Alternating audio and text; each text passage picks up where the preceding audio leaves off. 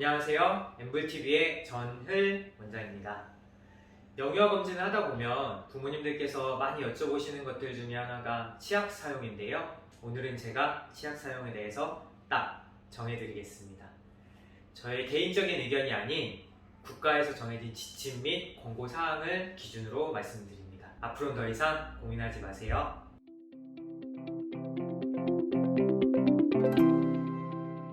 결론부터 말씀드립니다.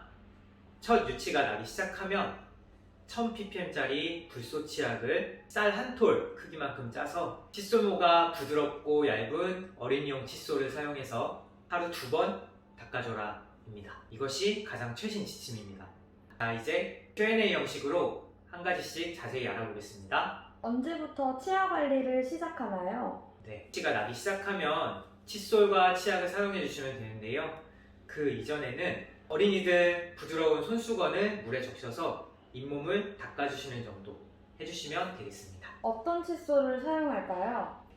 칫솔에 아이들이 익숙해지기 전까지는 손가락 칫솔을 사용해서 치아를 닦아주시고요. 어느 정도 익숙해진다 싶으면 아이들 칫솔로 나오는 칫솔모가 얇고 부드러운 아이용 칫솔을 사용해 주시면 되겠습니다. 어떤 치약을 사용할까요? 첫 유치가 나기 시작하면 불소 치약을 사용하는데요. 연구에 따르면 800ppm 이상의 불소가 포함된 치약을 사용해야 충치 예방 효과가 있다고 합니다. 그래서 저는 500ppm 미만의 저불소 치약이 아닌 1000ppm짜리 일반 불소 치약을 권유드리는데요. 다만 어른들의 치약은 아이들이 매워서 사용할 수가 없기 때문에 불소가 포함된 어린이용 치약을 사용하시면 되겠습니다. 불소 치약을 왜 써야 하죠? 불소의 효능을 보시면 일단 치아의 표면을 단단하게 해주는 역할을 하고요. 산으로부터 치아를 보호해주는 역할, 그리고 세균이 과증식하는 것을 막아주는 역할을 하게 됩니다. 이로써 유아기 우식증을 예방해주는 효과가 있습니다. 유아기 우식증이 뭔가요? 유아기 우식증이라는 것은 유치에 발생한 충치를 뜻하는데요. 이 충치가 진행 속도도 빠를 뿐만 아니라 신경 및 뿌리까지 침범을 합니다.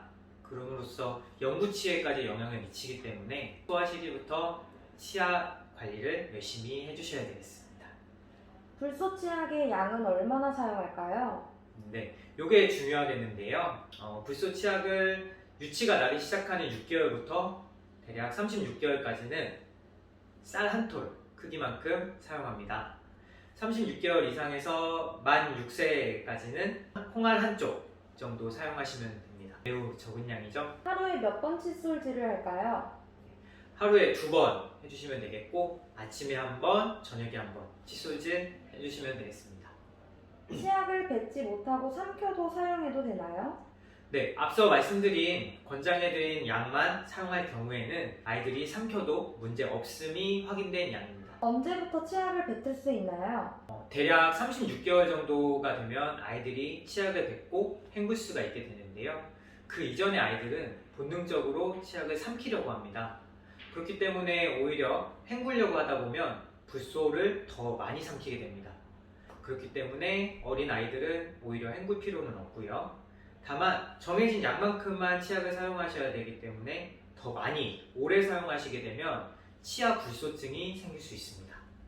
치아 불소증이 뭔가요? 치아 불소증이라는 것은 치아 표면에 백색 반점이나 불규칙한 색소 침착이 생기는 걸 말하는데요. 이것은 질병이 아닐 뿐만 아니라 치아 건강에도 영향을 미치지 않습니다. 다만 미용적인 영향을 미치겠죠. 정해진 양만큼 사용을 하게 되는 경우에는 치아 불소증의 걱정도 거의 없다고 보시면 됩니다. 불소 치약은 한꺼번에 얼마나 먹으면 문제가 되나요?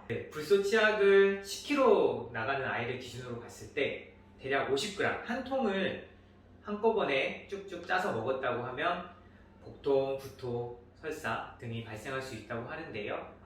가능성은 크지 않지만 치약은 꼭 아이들이 손이 닿지 않는 곳에 보관해주세요. 그래도 걱정돼요. 무불소 치약이나 저불소 치약으로 쓰면 안 되나요? 무불소 치약이나 500ppm 미만의 저불소 치약은 치아에서 이물을 닦아내주는 효과는 있습니다. 그렇지만 앞서 말씀드린 산과 세균으로부터 보호해주는 역할을 할 수가 없기 때문에 일반 불소 치약을 권유드리고요. 또한 칫솔질을 하지 않는 것보다는 하는 것이 치아 사이에 이물질을 빼내주는 데 도움을 줍니다.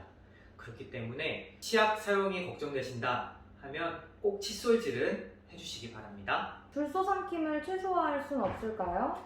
네, 불소 삼킴을 최소화하기 위해서는 자세를 이렇게 앞으로 숙인 채로 칫솔질을 도와주시면 되겠는데요. 사진과 같이 아이의 뒤에서 아이를 안은 자세로 칫솔질을 도와주시면 가장 좋겠습니다. 언제까지 함께 닦아줘야 하나요? 대략 36개월 미만의 아이들은 손의 미세 운동이 발달이 되어 있지 않기 때문에 스스로 이를 닦기가 어렵습니다. 그렇기 때문에 그 이전에는 칫솔질을 꼭 같이 도와주시는 것을 권유드립니다.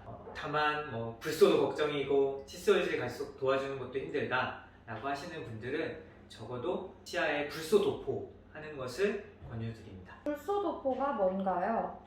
불소 도포라는 것은 치아에 말 그대로 불소를 발라주는 것을 뜻하는데요. 앞서 말씀드린 불소의 효과를 극대화하기 위한 방법입니다. 불소 도포하는 방법은 치과에 가시면 되겠고요. 치과에 가시면 이물질을 제거한 뒤에 치아를 건조시키고 그 위에 전용 브러쉬를 사용해서 매니큐어 바르듯이 치아에 얇고 꼼꼼하게 펴바르게 됩니다. 불소 도포는 3개월에서 6개월 사이에 한 번씩 반복적으로 시행해 주시기를 권장합니다. 이상으로 아이들의 치약 및 칫솔 사용에 대해서 자세하게 알아봤는데요.